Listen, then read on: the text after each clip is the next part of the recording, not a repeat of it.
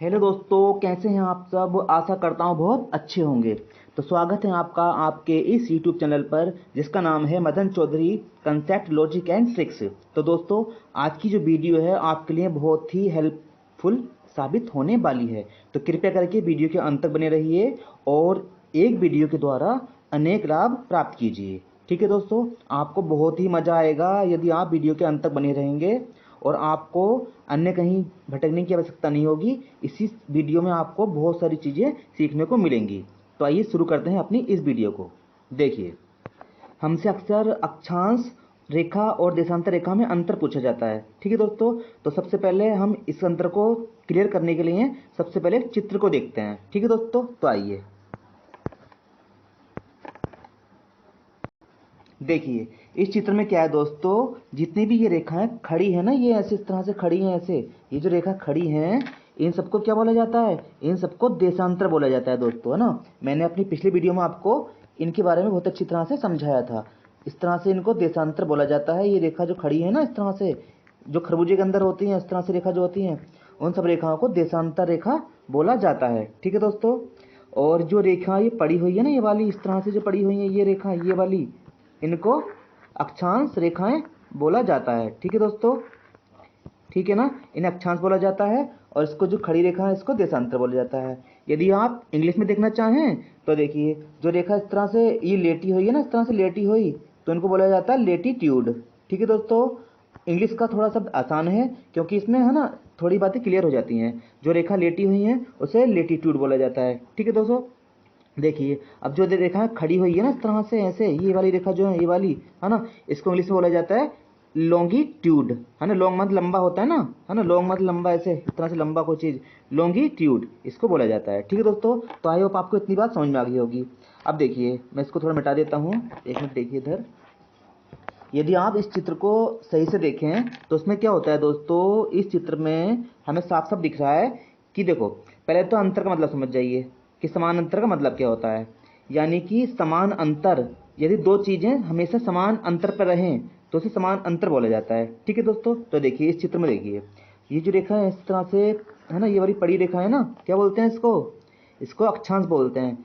ये अक्षांश हो गया, एक ही हो गया, एक ही हो गया। तो देखिए, इनकी जो बीच की दूरी होती है ना, ये वाली दूरी हमेशा कितनी होती है? 111 किलोमीटर होती है। अगर यहाँ पे नापोगे तो 111 किलोमीटर, यहाँ से नापोगे 111 किलोमीटर, यहाँ से नापोगे 111 किलोमीटर, कहीं भी नाप लो 111 किलोमीटर इनके बीच की दूरी हमेशा रहेगी। ठीक है दोस्तों, आप यहाँ देखिए, यहाँ पे नाप लो चाहे यहाँ पे नाप लो, इनके बीच की दूरी हमेशा 111 किलोमीटर रहेगी। ठीक है दोस्तों, तो आप बताइए कि इनके बीच अंतर जो है समान है क्या नहीं है?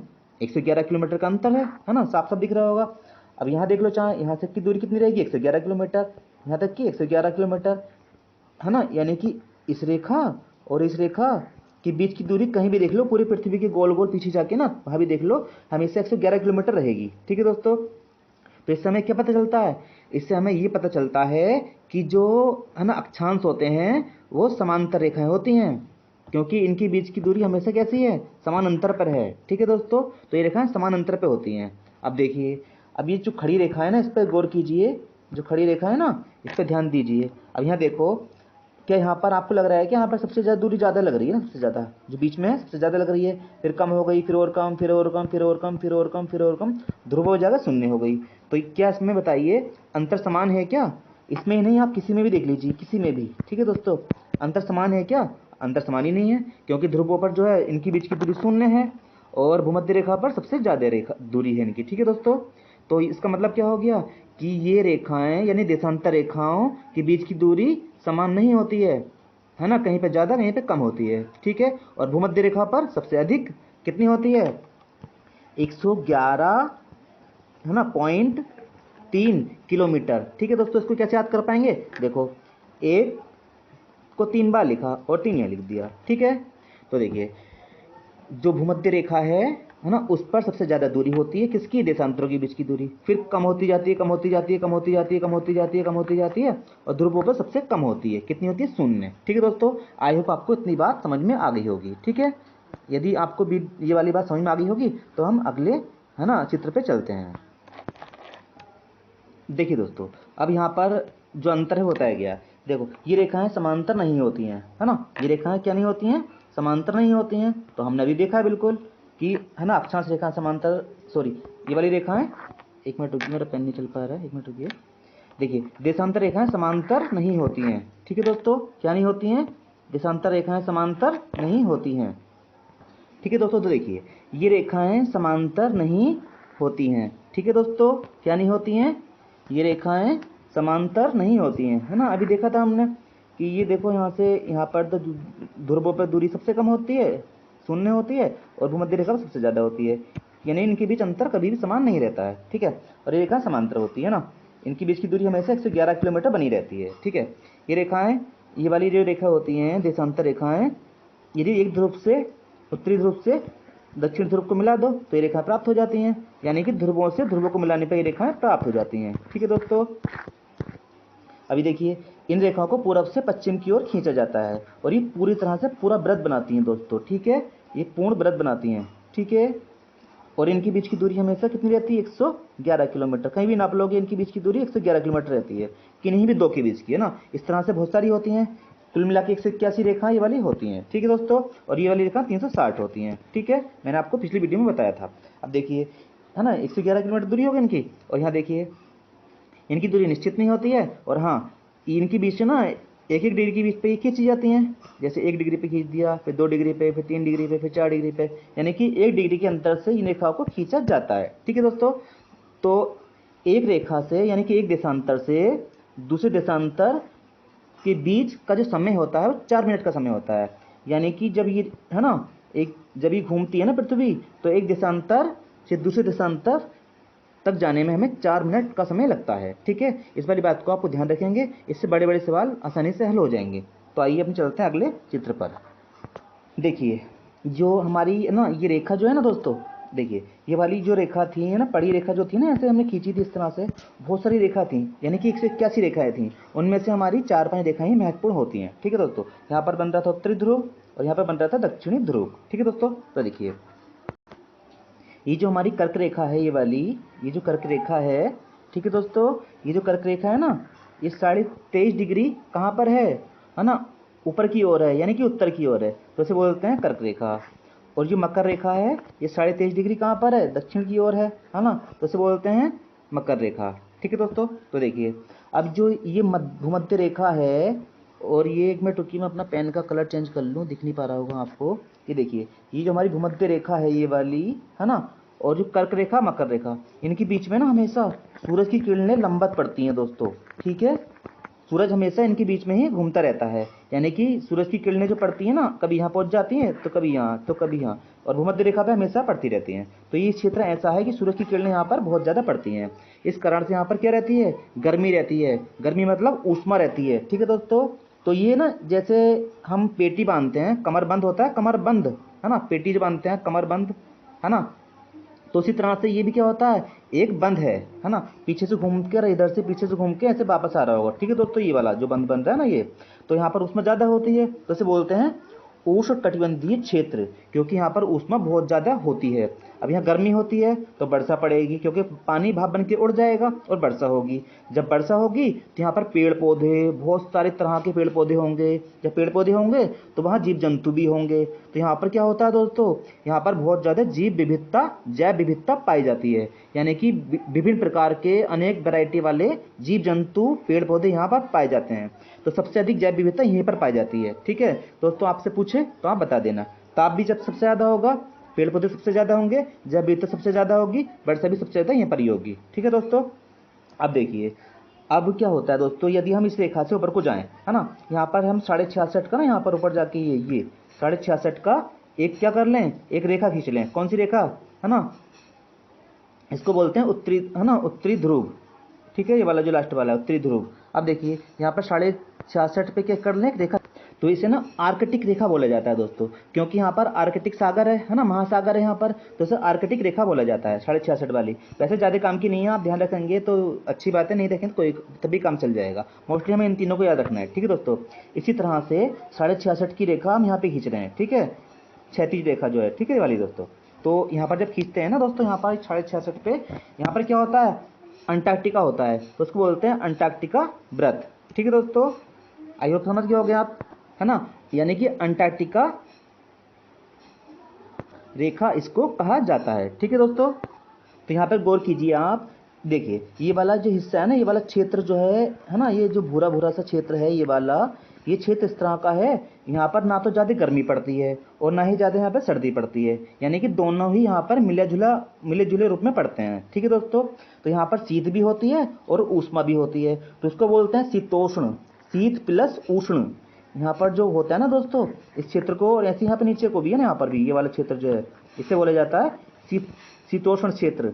यानी कि शीत भी है उष्ण भी है, दोनों मिलकर पड़ते हैं यहाँ पर। यानी कि ना तो ज़्यादा गर्मी होती है और ना ही ज़्यादा सर्दी होती है, मिला जुला रूप यहाँ पर पाया जाता है, इसलिए बोलते हैं इसको शीत प्लस उष्ण, यानी शीतोष्ण कटिबंधीय क्षेत्र। कटिबंध की बोल रहे हैं क्योंकि बेल्ट की तरह है ना, पेट पे बांधते हैं ना अपने पैंट में बेल्ट, उसकी तरह है, कटिबंध की तरह है। बंद मतलब पेटी जो होती है अपनी। ठीक है, उसके ऊपर देखिए, अब ये जो ध्रुव बन रहा है ना, ध्रुव, और यहाँ से लेके ये वाला जो हिस्सा है, मैं पेन का रंग चेंज कर लेता हूँ। देखिए ये वाला जो हिस्सा है, ये वाला, और यहाँ पे नीचे को ये वाला, यहाँ पर दोस्तों हमेशा बर्फ जमी रहती है। ठीक है दोस्तों, तो यहाँ पर जब बर्फ जमी रहेगी तो क्या करेंगे इसको, बताइए, खुद बताइए क्या कहेंगे इसको। यानी कि यहाँ पे शीत ज़्यादा होती है, शीत मतलब सर्दी ज़्यादा होती है, तो उसको बोला जाता है शीत कटिबंधीय क्षेत्र। ठीक है दोस्तों, क्या बोलते हैं इसको, शीत कटिबंधीय क्षेत्र। अब देखो बीच वाला में यहाँ पर बहुत ज़्यादा गर्मी पड़ रही थी, तो क्या बोल रहे थे इसको, उष्ण कटिबंधीय क्षेत्र। इसके ऊपर चलिए, यानी कि कर्क रेखा से और ये जो रेखा है ना यहाँ वाली 66.5 वाली, इसके बीच का जो क्षेत्र है, इसको क्या बोला जाता है, इसको बोला जाता है समशीतोष्ण कटिबंधीय क्षेत्र। ठीक है, इसमें दोनों गर्मी और सर्दी दोनों है ना समान पड़ती हैं, यहाँ पर भी और यहाँ पर भी, जो यहाँ पर होगा वो नीचे भी होगा। ठीक है दोस्तों, उसके ऊपर का यहाँ पर 66.5 से और 90 डिग्री तक देखेंगे तो यहाँ पर बहुत ज़्यादा सर्दी पड़ती है, बर्फ साल भर जमी रहती है, तो इस क्षेत्र को कहा जाता है शीत कटिबंधीय क्षेत्र। ठीक है दोस्तों, आई होप आपको ये बहुत अच्छा लगा होगा। ठीक है, तो इसी के द्वारा है ना, जो हमारी अक्षांश रेखा होती है, इन्हीं के द्वारा किसी भी देश का तापमान का निर्धारण होता है दोस्तों। ठीक है, जो भी देश यहाँ पर होगा भूमध्य रेखा के पास में, उसका ताप ज़्यादा होगा, जो ऊपर को होगा उसका ताप कम होगा। ठीक है, जैसे ऊपर को है वैसे ही नीचे को है। ठीक है दोस्तों, तो आप समझ गए होंगे, तो चलिए चलते हैं अपने अगले है ना चित्र पर। देखिए मैंने आपको है ना यहाँ पर भी दिखा रखा है। देखिए यहाँ पर जो ये ना, ये जो बीच में रेखा खींची हुई है सबसे बीच में, है ना, ये जो ग्रीन बेस से गुजरती है। ठीक है दोस्तों, इसी से ही ना हम अन्य रेखाओं को खींचते हैं, पहले से खींच लेंगे, इसके बाद अन्य रेखाओं को खींचते हैं, है ना। इधर की जो रेखा होती है उसे क्या बोलते हैं, पूरब में है, पूरब में है ना, इधर की पश्चिम में है, इधर पूरब में, इधर पश्चिम में, इधर पूरब में, इधर पश्चिम में, समझ गए ना आप। तो जो पूरब में है उन्हें बोला जाता है पूर्वी देशांतर, ये सब के सब पूर्वी देशांतर हैं दोस्तों। ठीक है, और ये जो इधर है पश्चिम में, इन्हें बोला जाता है पश्चिमी देशांतर। ठीक है दोस्तों, तो देखिए यहाँ पृथ्वी क्या होता है, पृथ्वी इस तरह से घूमती है दोस्तों। ठीक है, ऐसे घूमती है पृथ्वी। अभी बताइए, यदि यहाँ पे कोई इस तरह से लाइन होगी यहाँ पर, तो सूर्य की किरणें सबसे पहले वहाँ पड़ेंगी, और ये लाइन यहाँ पर होगी, ये जब आगे बढ़ जाएगी, मान लो ये लाइन यहाँ पहुँच गई, तो अगली लाइन इसकी जगह आ जाएगी, है ना। फिर अगली लाइन ये आगे पहुँच जाएगी, इधर पहुँच जाएगी, तो ये लाइन यहाँ पहुँच जाएगी, है ना। ऐसे इस तरह से ये क्रम से आते रहते हैं। तो सबसे पहले किरणें यहाँ पड़ेंगी तो दिन यहाँ पहले निकलेगा। तो यहाँ की जो लाइनें होती है ना दोस्तों, यहाँ का जो क्षेत्र होता है वो क्या होता है ना, समय में आगे होता है दोस्तों। यहाँ का समय आगे और यहाँ का समय पीछे होता है। ठीक है दोस्तों, यानी कि 0 डिग्री से यदि हम आगे जाएं तो समय आगे रहेगा, इधर को जाएं तो समय पीछे रहेगा। ठीक है दोस्तों, और एक देशांतर के बीच 4 मिनट का अंतर होता है। यानी कि मान लीजिए यहाँ पर जैसे एक देशांतर है और यहाँ पर एक देशांतर है, तो इनके बीच का 4 मिनट का अंतर होगा। यानी कि इस लाइन को यहाँ पर आने में 4 मिनट लगेंगे। ठीक है दोस्तों, क्योंकि पृथ्वी सूरज के चारों ओर घूमती है। ठीक है दोस्तों, तो देखिए यहाँ पर क्या है दोस्तों, मैंने आपको यहाँ पर भी दिखाया है। देखो ये 2 देशांतर दिखा रखी है ना, होती तो बहुत सारी हैं, 360 होती हैं, लेकिन हम खींच नहीं सकते, है ना, उसको समझाना थोड़ा मुश्किल होगा, इसलिए हमने कम रेखाओं को यहाँ पर दिखाया है। ठीक है दोस्तों, ये देखो एक देशांतर ये रही, है ना, एक ही रही, तो इनके बीच का देखिए कितना अंतर है, 4 मिनट का अंतर है। और दूरी कितनी होगी, 111 किलोमीटर होगी, 111.3 किलोमीटर। ठीक है, कहाँ पर, भूमध्य रेखा पर। ये दूरी हर जगह समान नहीं होती, यहाँ पर कम होती जाती है, कम होती जाती है, ये दूरी सिर्फ भूमध्य रेखा पर है। ठीक है दोस्तों, 4 मिनट का अंतर हमेशा रहता है, यहाँ पर देख लो, यहाँ पर देख लो, यहाँ पर देख लो, यहाँ पर देख लो। ठीक है दोस्तों, यहाँ पर हमेशा इसके बीच में 4 मिनट का अंतर रहेगा, किन्हीं भी 2 के बीच का देख लो आप, चाहे यहाँ पर देख लो चाहे यहाँ पर देख लो। ठीक है, आइए समझ गए ना आप। तो देखिए जो 0 डिग्री देशांतर है, जो ग्रीन बीच से गुजरती है ना दोस्तों, और हमारे भारत में जो समय रेखा है वो कितनी है, हमारे भारत की 82.5 डिग्री है। है ना, 82.5 डिग्री पूरब में, क्योंकि हमारी जो देश है ना पूरब में पड़ता है दोस्तों यहाँ पे जाके, ठीक है। तो 82.5 पूरब में, तो हमारे देश की जो समय रेखा है और ग्रीनविच की जो समय रेखा है यानी कि 0 डिग्री वाली और हमारे देश वाली, इनके बीच में जो अंतर होता है ना दोस्तों समय का, वो 5.5 घंटे का अंतर होता है। हमारे देश के अंदर है ना, जो हमारे देश में जो समय होता है वो 5.5 घंटे आगे होता है, किससे, ग्रीनविच से जो रेखा गुजर रही है, कौन सी, 0 डिग्री देशांतर वाली, ठीक है दोस्तों। अब मान लीजिए ग्रीनविच में है ना दोपहर के 12 बज रहे हैं, तो हमारे देश में कितना टाइम हो रहा होगा, शाम के 5:30 बज रहे होंगे, ठीक है। यदि वहाँ पर 2 बज रहे हो तो हमारे देश में कितना टाइम हो रहा होगा, 7:30 बज रहे होंगे शाम के, है ना, समझ गए ना आप। यहाँ का टाइम हमेशा आगे रहता है, ठीक है दोस्तों, पूरब का टाइम हमेशा आगे रहेगा और पश्चिम का टाइम हमेशा पीछे रहेगा, ठीक है, क्योंकि किरणें सबसे पहले यहाँ पर पड़ती हैं और पृथ्वी ऐसे ही घूमती है इधर को। आई होप समझ गए होगा आप, ठीक है। तो चलते हैं अपने अगले चित्र पर। और हाँ, थोड़ा सा और देख लीजिए, देखिए एक देशांतर के बीच में कितने मिनट का अंतर है, 4 मिनट का। तो 2 के बीच में कितना हो जाएगा, 8 मिनट का। 3 के बीच में 12 मिनट का, है ना। इसी तरह से आप कुछ भी पूछें, कितना भी टाइम पूछे, आप आराम से निकाल पाएंगे। बस आपको क्या होना चाहिए, एक देशांतर के बीच का अंतर पता होना चाहिए, ठीक है दोस्तों। आई होप आप ये बात समझ गए होंगे। तो चलिए अब मैं आपको दिखाता हूँ बहुत ही जानदार धमाकेदार ट्रिक, ठीक है दोस्तों। जो भी है ना देश हैं भूमध्य रेखा के ऊपर, कर्क रेखा के ऊपर और मकर रेखा के ऊपर, है ना, उनको याद करने की सुपर डुपर ट्रिक मैं आपके लिए लेकर आया हूँ। तो आइए चलते हैं। देखिए सबसे पहले मैं लेकर आया हूँ आपके लिए भूमध्य रेखा पर स्थित देश, ठीक है दोस्तों, भूमध्य रेखा पर स्थित देश। देखिए इस ट्रिक को आप ना 4-5 बार बोलेंगे, यानी कि 2-3 दिन तक आप 4-5 बार इसको बोल लीजिए, आपको ये याद हो जाएगी, ठीक है दोस्तों। आजकल यहाँ से क्वेश्चन ज़्यादा पूछे जा रहे हैं, है ना, मैच करने दे देता है, कभी कुछ करने दे देता है। तो आपको अगर ये सब पता होंगे ट्रिक है तो आसानी से आप है ना चीज़ों को याद कर पाएंगे और अपना क्वेश्चन सही कर पाएंगे, ठीक है दोस्तों। तो देखिए इस ट्रिक को आपको कैसे बोलना है। एक कलाबाज काका के सामने युवा और इंडोनेशिया की मौसी गायब। एक कलाबाज काका के सामने युवा और इंडोनेशिया की मौसी गायब, ठीक है दोस्तों। तो देखिए इसका विस्तार रूप क्या है। एक से बनेगा इक्वाडोर, ठीक है दोस्तों, इक्वाडोर। और कला से बनेगा कल कल कल कोलंबिया, ना, कौला आ रहा है ना इसके अंदर, कौला यहाँ पर आ रहा है, कौल यहाँ कोलंबिया, ठीक है। बाद से बनेगा ब और ज आ रहा है ना यहाँ पे, तो बन जाएगा इससे ब्राजील, ठीक है दोस्तों। इस वाले का से बनेगा, इस वाले का से कांगो लोकतांत्रिक गणराज्य, और इस वाले का से बनेगा क्या, कांगो, है ना, गणराज्य। तो के से बनेगा केनिया, ठीक है दोस्तों।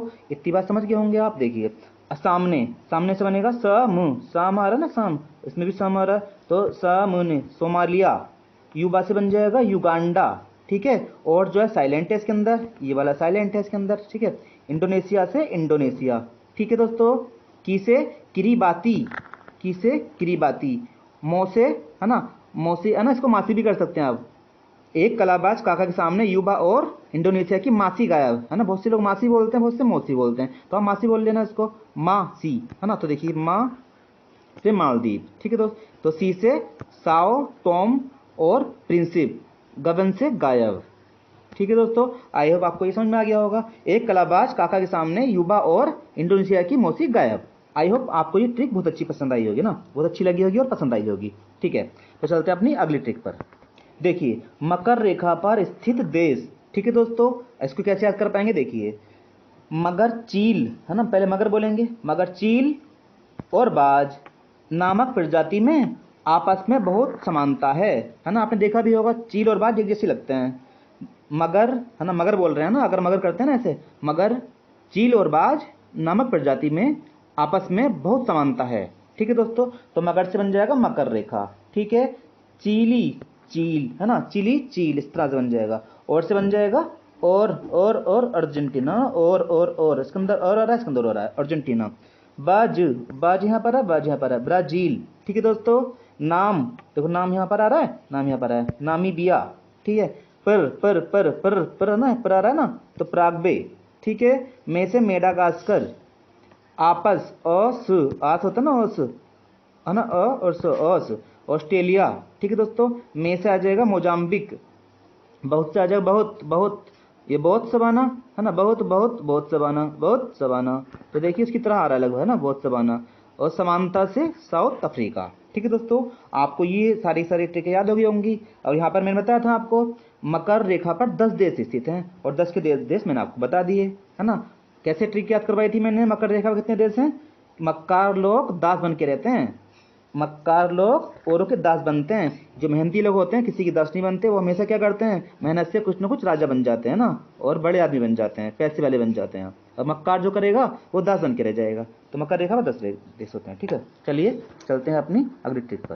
अब देखिए कर्क रेखा पर स्थित देश। अब देखिए यहाँ पर क्या है दोस्तों, है ना, हमें ट्रिक को इसको 4-5 बार बोलना है। आप 3-4 दिन तक देख लीजिए, आपको ये ट्रिक याद हो जाएगी और आपको ये पेपर में बहुत ही हेल्पफुल साबित होगी। ठीक है दोस्तों, तो देखिए, ये बताओ मामा मामी से चाची इनाम बाहर ले आई। ये बताओ मामा मामी से चाची इनाम बाहर ले आई। तो बस आपको इसको बोलना है 4-5 बार, आपको याद हो जाएगी। देखिए इसको फुल फॉर्म में कैसे लिखेंगे, देखिए ये से हो जाएगा, है ना, यूएसए, ए आ रहा ना, ए ये ना यूएसए।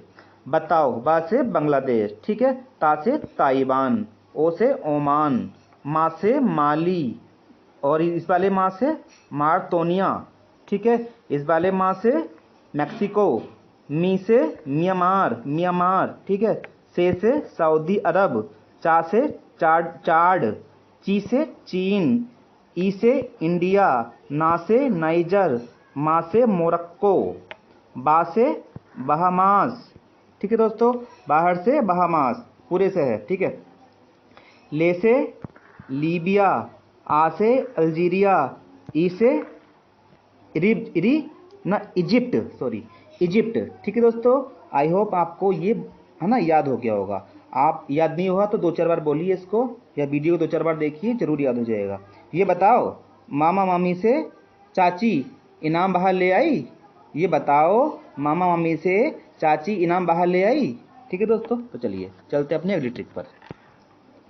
देखिए, है ना, अब क्या होता है दोस्तों, ये जो हमारी कर्क रेखा है भारत के कुछ राज्यों से भी गुजरती है। सिंपल सी बात है, भारत से गुजरेगी तो उसके राज्यों से भी गुजरेगी। ठीक है, अब कौन कौन से राज्यों से गुजरती है ये बहुत पूछता है ना। ये ट्रिक आपको कहीं भी मिल जाएगी, है ना, मैंने आपको इकट्ठा करके लाके दे दिया है। देखिए, मित्र पर गमछा झार, मित्र पर गमछा झार, ये ट्रिक है, आपको इसको 4-5 बार बोलना है और ये याद हो जाएगी। मी से मिजोरम, त्रि से त्रिपुरा, पा से पश्चिम बंगाल, रा से राजस्थान, गा से गुजरात, मा से मध्य प्रदेश, छा से छत्तीसगढ़, झा से झारखंड।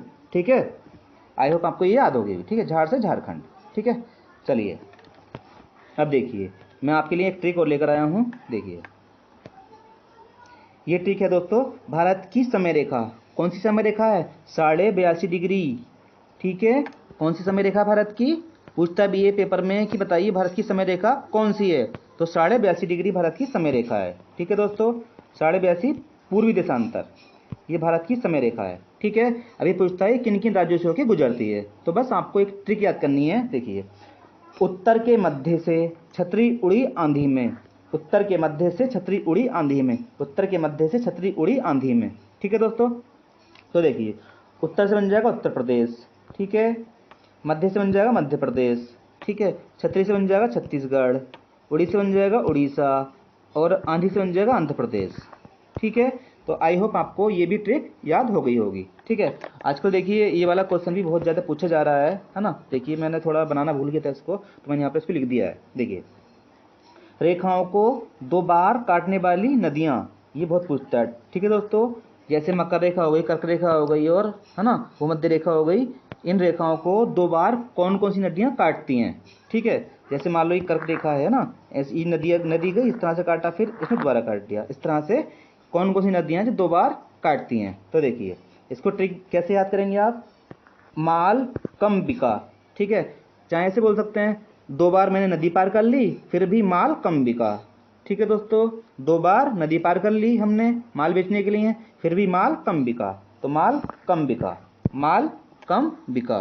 ठीक है, माल कम बिका। तो देखो, माँ से बन जाएगा मकर रेखा, ठीक है, ला से लिम्पो पोनरी नदी, लिम्पो पोनरी नदी, ठीक है, का से कर्क रेखा, ठीक है, माँ से माही नदी, यानी कि कर्क रेखा जो है माही नदी जो है कर्क रेखा को 2 बार पार करती है। ऐसी लिम्पो पोनरी नदी जो है ये वाली, ये मकर रेखा को 2 बार पार करती है, यानी कि 2 बार काटती है ना ऐसे। ठीक है, इसी तरह से देखो बी का, बी से विषुवत रेखा बन जाएगी, है ना, ये विषुवत रेखा। का से कांगो नदी, जो कांगो नदी है ये, है ना, विषुवत रेखा को 2 बार पार करती है। ठीक है दोस्तों, इस तरह से, है ना, 2 बार काटती है ये। ठीक है, तो भारत की माही नदी है, ये माही नदी, है ना, जो है कर्क रेखा को 2 बार पार करती है। ठीक है, बहुत पूछा जाता है ये वाला, आजकल बहुत ज़्यादा पूछा जा रहा है। तो आई होप आपको वीडियो बहुत ही पसंद आया होगा। यदि वीडियो पसंद आया हो तो प्लीज़ लाइक, शेयर और सब्सक्राइब कीजिए, और हमारे चैनल को प्लीज़ आगे बढ़ाइए, क्योंकि मैं आपके लिए बहुत मेहनत कर रहा हूँ। और मैं चाहता हूँ कि बिना पैसों के ही, है ना, जो मुझे आता है, जिस तरह से मैंने अपनी जॉब प्राप्त की है, आप भी उस तरह से जॉब प्राप्त करें, और, है ना, अपने माँ बाप का, है ना, अपना नाम रोशन करें। तो आइए विदा लेते हैं आपसे। जय हिंद, जय भारत।